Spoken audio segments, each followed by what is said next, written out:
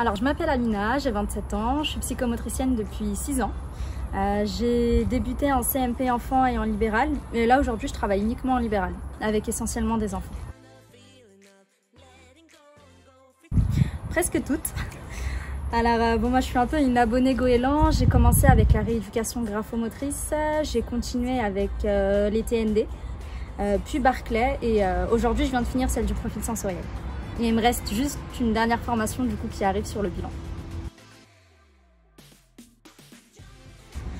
Ce que je préfère en premier, c'est le côté pratique.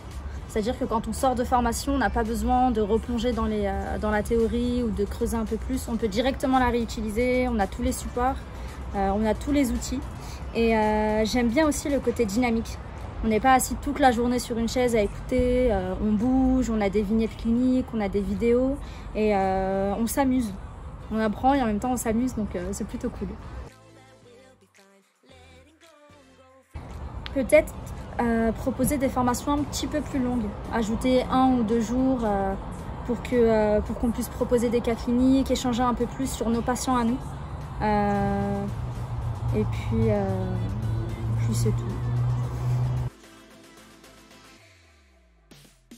Sur les tout petits, une formation petite enfance, ce serait vraiment cool. Et pourquoi pas une formation sur le libéral aussi.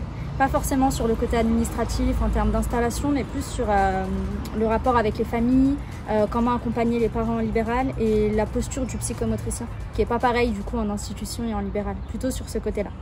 Ce serait bien. Je pense qu'il faut se former déjà après le diplôme, une fois qu'on a commencé à travailler, pour cibler un peu nos difficultés, parce qu'on va forcément rencontrer des difficultés et à ce moment-là c'est bien de se former un peu plus. Et aussi pour se spécialiser. Si à un moment donné on a envie de travailler qu'avec des enfants ou qu'avec des TND, je pense qu'il vaut mieux faire une formation du coup pour se sentir plus confiant, être plus à l'aise et pour se mettre à jour aussi. Parce qu'en 2023 il y a tout qui change, donc se mettre à jour, se réactualiser. Puis c'est sympa les formations, dans le Jura surtout. Mais non, je pense que c'est sympa, on échange avec plein de psychomotes, on croise nos regards et puis on découvre des nouvelles pratiques aussi. On ne connaît pas forcément, donc c'est plutôt cool. Merci à toi aussi, merci à Goéland, et puis à bientôt.